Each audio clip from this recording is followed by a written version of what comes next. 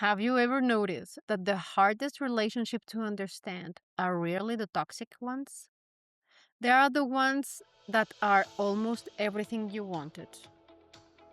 The person is kind, they are affectionate, they show up, they tell you they love you, you laugh together, you build routines, you become each other's best friend. And then one day you realize something strange. The relationship has been moving, but somehow the future hasn't. And that's exactly what one of our listeners sent us. I've been with my boyfriend for 4 years. He tells me he loves me every day. He's loyal, caring, and I genuinely believe he wants me in his life. But every time we talk about moving in together, getting engaged, or building a future, he hesitates. He never says no, but he just says no yet. I don't know if I am loving a good man who's scared or waiting for someone who's already decided he doesn't want the same future that I want. That's an incredibly difficult place to be because if someone treats you badly, the answer is often obvious. But what if they treat you well? What if the relationship is full of love, just not movement? Most people answer this question is extreme. If he wanted to commit, he would, or just be patient. He's probably scared. Neither answer is enough because real life is more complicated. Someone can genuinely love you and still hesitate. Someone can be afraid and still build a future. Someone can also keep you waiting without ever intending to move forward. Those situations look almost identical from the outside. Today's episode is about learning to tell them apart. No, so you can diagnose your partner, but so you can stop confusing love with direction. Because those aren't always the same thing. One is about how someone feels when they are with you, the other is about whether they are willing to build a life around both of you. And if you ever found yourself asking, why won't they commit? Maybe the better question is, what is their behavior already telling me about the future we are creating together? Welcome to Love Hacks.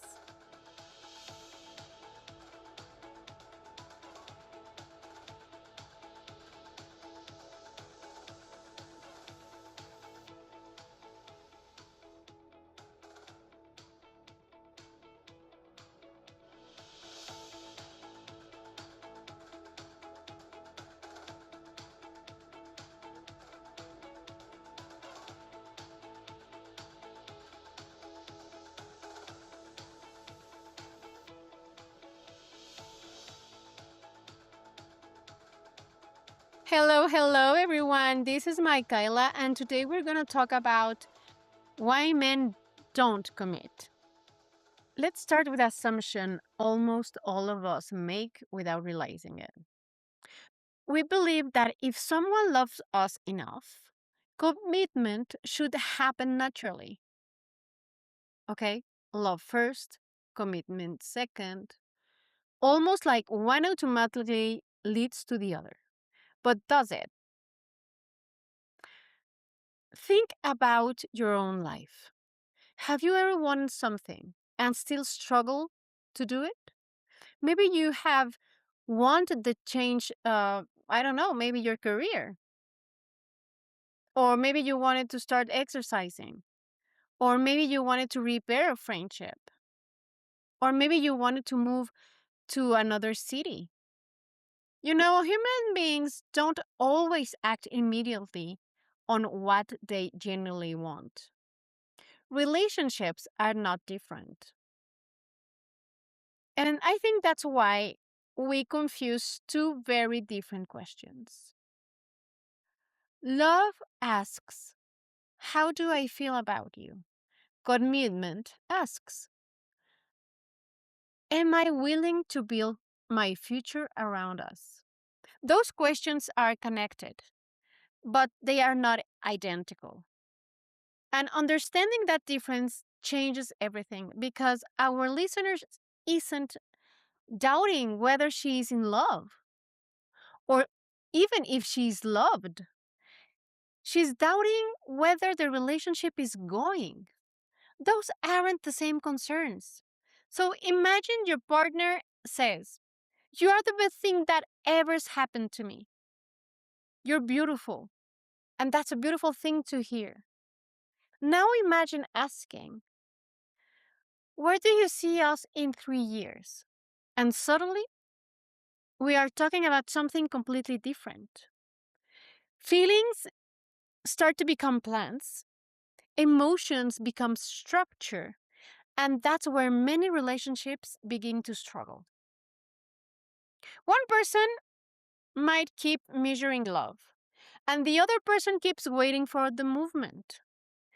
And honestly, here's something I think we really say out loud: a relationship can become emotionally deeper without becoming structurally stronger.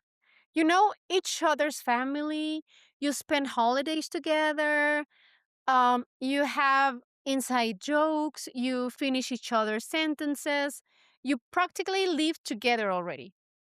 But from the outside, it looks like the relationship is progressing, but if you zoom out, nothing fundamental has changed.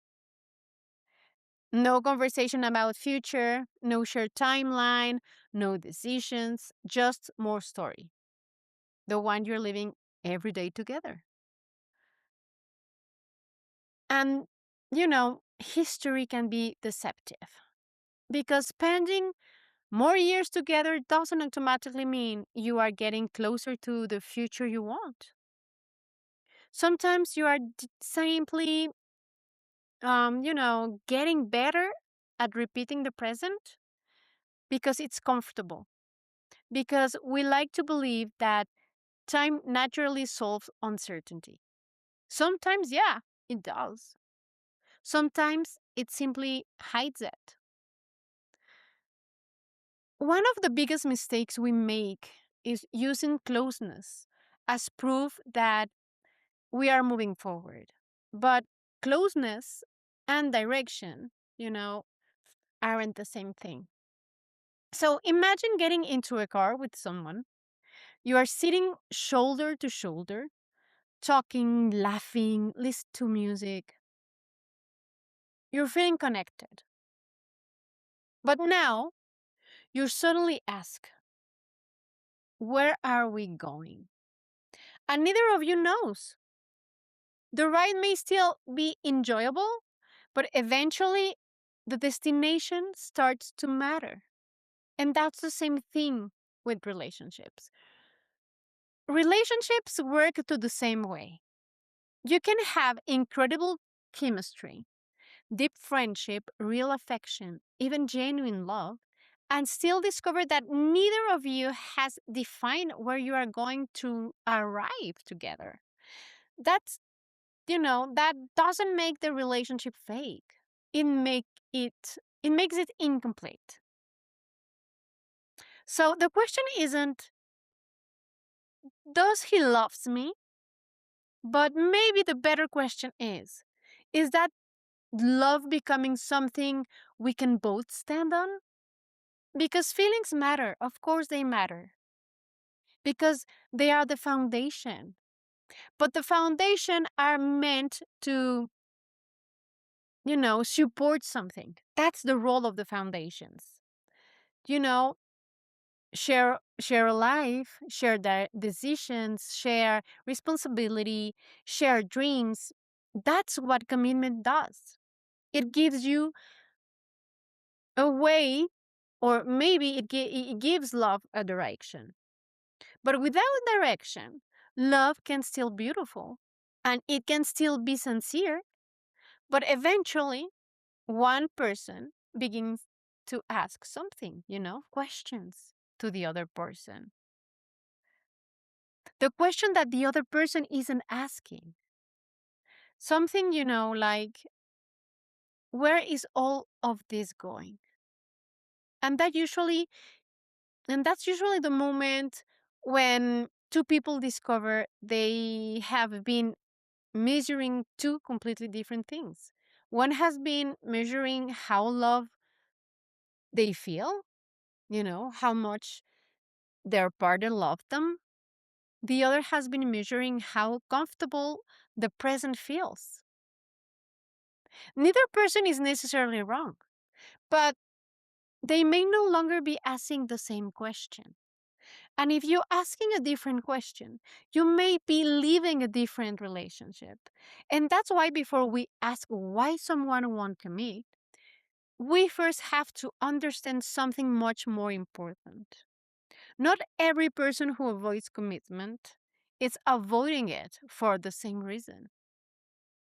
One of the biggest mistakes we make is assuming that the same behavior always comes from the same motivation.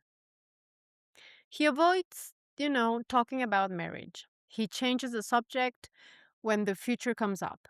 He tells you he loves you. He asks you to be patient. From the outside, every one of those men looks like the same. If you don't understand the difference, you will spend years applying the wrong solution to the wrong problem. Let's start with the man who is generally not ready. This person isn't avoiding the future because he doesn't care. He's avoiding it because he believes something needs to happen first. Maybe it's money, or maybe it's finishing school, maybe it's healing after a divorce, or maybe it's finally feeling stable in his career. And you know what? Those are good reasons. Those reasons might be legit. But the question isn't whether they are real or not. The question is whether they are producing movement. Does he really know what ready actually means? Can he explain what he's working toward? Can he tell you what needs to happen? Can he attach a timeline to it? Because real readiness has direction. And it might sound like something like that. I'd like us to get engaged after we paid off this debt. Or let's revisit this after my contract ends in 6 months. I know this matters. Here's what I'm actively doing. And I want you to notice something. Even though he's asking for time, he's also creating certainty. Now, compared to some who's always says, I'm just not there yet. Let's not ruin what we have. Why does everything need a timeline? Those answers don't move the relationship, they protect the present. That's a very big difference. Then another kind of man that we can have in our life, the comfortable one, the one who thinks that this relationship is working perfectly like this. He has companionship, love, support, a routine, a partnership, and he doesn't feel any urgency to change it. Not because he's manipulative, but because human beings really change something that really feels good. And this is where couples begin living completely different realities. She is experiencing uncertainty, and he's experiencing stability. And she's thinking, we've been together for 4 years. And he is thinking, we have had 4 great years. Same relationship, different experience. But then we have a totally different kind of man, the uncertain man. This one is very painful because he's genuinely in love with you and he really loves you. He enjoys your relationship. He doesn't want to lose you, but somewhere inside, He's still asking himself a question he hasn't answered. Is this the person I want to spend my life with? And you know what? He might never say those words. Instead, he postpones, he waits, he hopes clarity arrives by itself. And meanwhile, you are waiting for a decision he hasn't admitted he's still making. Then we have another kind of man, the fearful man. This is the one people usually imagine. Commitment reminds him of a divorce, a loss, responsibility, failure. He isn't afraid of you. He is afraid of what commitment represents. And that fear deserves compassion. But compassion and accountability most exist together. Fear explains hesitation. It doesn't excuse permanent paralysis, and we have to understand that. And finally, there's the hardest possibility, someone who loves you but doesn't share your vision of the future. That's difficult to hear because we often think love should automatically produce commitment. Sometimes it doesn't. Sometimes two people genuinely love each other and still want different lives. And that's heartbreaking. Looking for real conversations about love, connection, and everything in between? Listen to Love Hacks. Honest, heartfelt, and in four languages: English, Espanol, Francais, and Portuguese. Find your version wherever you get your podcast. See you soon. But you know what? It's also honest. The important lesson is this. Stop trying to identify which man you are dating by listening only to these words. Watch what his love becomes. Does it become only conversations or plans, dates, decisions? Or does it remain beautiful feelings but no visible direction? Because commitment isn't measured by emotion, it's measured by movement. And that brings us to the one of the most popular pieces of relationships advice on the internet. If he wanted to, he would. It is one of those phrases that's simple enough to become a slogan. If he wanted to, he would. Sometimes, yeah, it's exactly what someone needs to hear. Because people can spend years inventing complicated explanation for someone who simply isn't choosing them. But like most slogans, it leaves out reality. People want things they struggle to do all the time. That's not something new. They want to quit smoking. They want to change careers. They want to live unhealthy relationships. They want to forgive. They want to apologize. Wanting and acting aren't always the same thing. So what should we look instead? Not whether someone feels fear, because be honest, everyone feels fear. The real question is, what are they doing with that fear? A person working through fear still creates movement. They start difficult conversations. They ask questions. They make plans. They take responsibility. They don't expect you to carry the emotional weight forever. Fear may slow them down, but it doesn't stop them from walking. Avoidance looks different. Avoidance becomes an explanation instead of a process. Every obstacle creates another obstacle. Every deadline becomes another delay. Every conversation ends with reassurance instead of action. Here's a question worth asking in those cases. When those progress happen, if the only time your relationship moves forward is when you are ready to leave, you are not watching commitment. You are watching crisis management. And it's a huge difference. Anyone can become emotional when they are afraid of losing someone or something.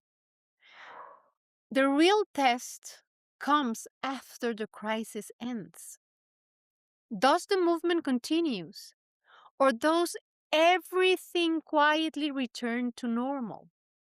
Healthy commitment doesn't depend on panic. It survives ordinary Tuesdays. It survives boring months. It survives life settling down. That's where commitment becomes visible, not during a dramatic conversation, but during everyday consistency. And consistency is much harder to fake than motion. So you must want to know if you can help someone to become ready. And this is where a lot of people get stuck. Because once you understand that your partner is afraid, your instinct is to help. You think, maybe if I stop bringing it up, maybe if I'm more patient, maybe if I don't pressure him, maybe he'll get there on his own. And here's the truth, guys. A loving partner absolutely can create a safe environment. You can listen, you can reassure, you can have difficult conversation with kindness. You can remind them that commitment isn't about perfection. All of that matters, but none of it can replace a decision. You can make growth easier. You cannot make someone grow. That's the line so many people accidentally cross. They stop being a partner and become the person responsible for the relationship's entire future.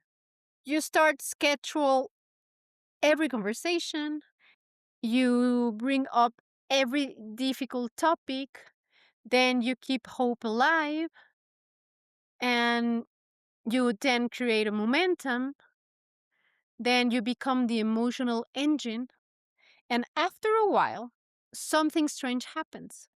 They are exhausted. Not because the relationship is bad, because you are carrying the relationship. Remember, healthy relationship don't ask one person to generate all the movement. They ask both people to participate. And tell me something. If you stopped bringing up the future tomorrow, would your partner eventually bring it up? Would they start the conversation? Would they ask how you are feeling? Would they say, I've been thinking about what we talked about? Or would the subject simply disappear? Sometimes the easiest way to see who is carrying the future is to stop carrying it for a while. Not as a game, not as manipulation, but as information. Because if the future only exists when you remind someone, isn't shared yet. One of the biggest misunderstandings about patience is that people think patient means waiting, but it doesn't. Healthy patience has movement. Healthy patience has accountability. Healthy patience has a direction. Imagine your partner says, give me a year. Fine. What happened during the year? Do they start therapy? Do they work of the fears they've talked about? They, I don't know, initiate a conversation. Do they begin making a practical decisions? Or those the year simply passed and nothing new happened. Time doesn't solve commitment, but people do. A calendar has never healed someone's fear, and a calendar has never made someone choose. Only action does that. Let's see another sign you've crossed from patience into self abandonment. You slowly begin negotiating against yourself. First, you wanted a marriage. Then you tell yourself, maybe I don't really need it. Then you wanted children. Now you might say, maybe someday. Then you wanted clarity. Now you avoid the conversation because you are afraid it creates a conflict. Notice what is changing here. Your partner isn't moving toward your future, you are moving away from it. That's not compromise. Compromise means both people adjust. Self abandonment means only one person disappears. And that's why support has limits. You can walk beside someone, you cannot drag them toward a future they've never chosen. Because you know what? Eventually, love stops asking you to be patient. It starts asking you to be honest. Honest about what you really want. Honest about what you are seeing. Honest about whether the relationship that's making you happy today. It's also building the life you want tomorrow. Because if it's not, no amount of patience will make that truth disappear. It will only delay the moment you finally face it. So, when waiting stops being love, this is probably the hardest part of the conversation. Because living is easy to understand when someone lies, when someone cheats, when someone becomes cruel. But what about the good relationships? The ones filled with affection, with respect, with friendship, with laughter. Those are the relationships that confuse us the most because nothing feels broken except the future. And that's enough. One of the hardest things to accept is that you don't have to stop loving someone before you leave. We often think, once I stop loving them, then I'll know. But that's really how it works, you know. Many people live while they are still deeply in love, not because the love disappeared, but because they finally accepted that love wasn't becoming the life they wanted. That's a very different kind of heartbreak. You are not grieving only the person, you are actually also grieving the future, the proposal you imagined, the home you wanted, the vacations you spent, the children that you could have, the ordinary life you thought was slowly taking shape. Those things never physically existed, but emotionally, they were real. That's why grief feels so overwhelming. You are losing a future that lived inside your mind for years. Here's another mistake people make, they rewrite the relationship. We start telling themselves, I wasted 5 years. But did you? Or did you spend 5 years learning something about yourself?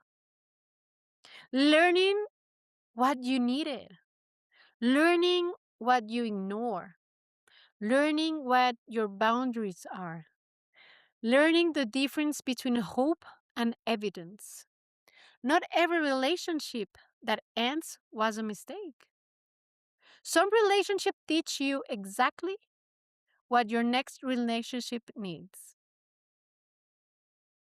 That doesn't erase the pain, but it changes the meaning.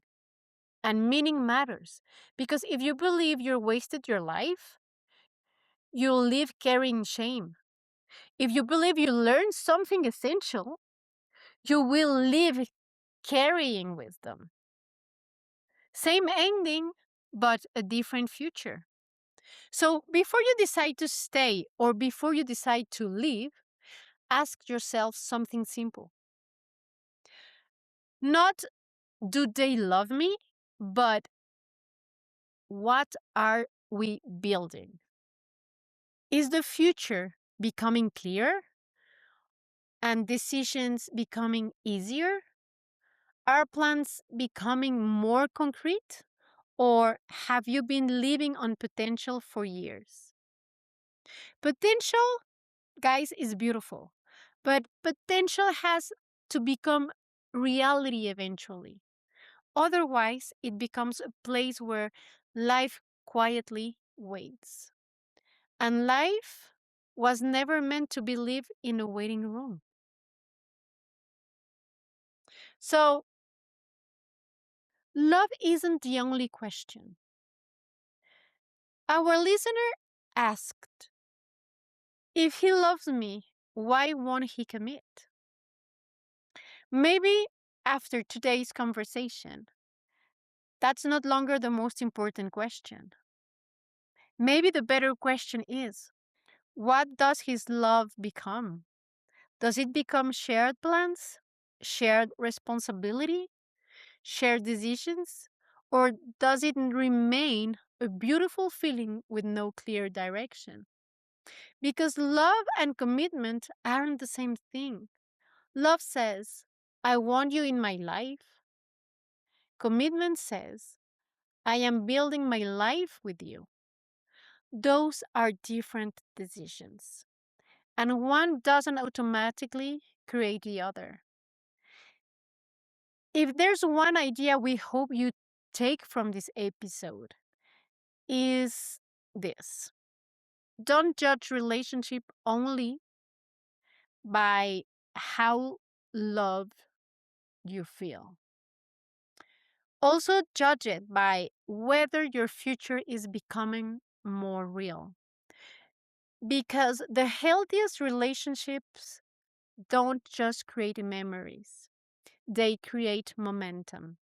And momentum is something both people build together, not something one person carries while hoping the other eventually catches up. Because you deserve love, but you also deserve direction. And when those two things finally met, that's where commitment stops being a conversation and starts becoming a life. So, guys, I hope you enjoyed the podcast. I hope we have been able to answer some of your questions and giving you some good advice for you to see things a little bit more clearly. Thank you again for listening, Love Hacks, and I hope we will see you next week. Bye.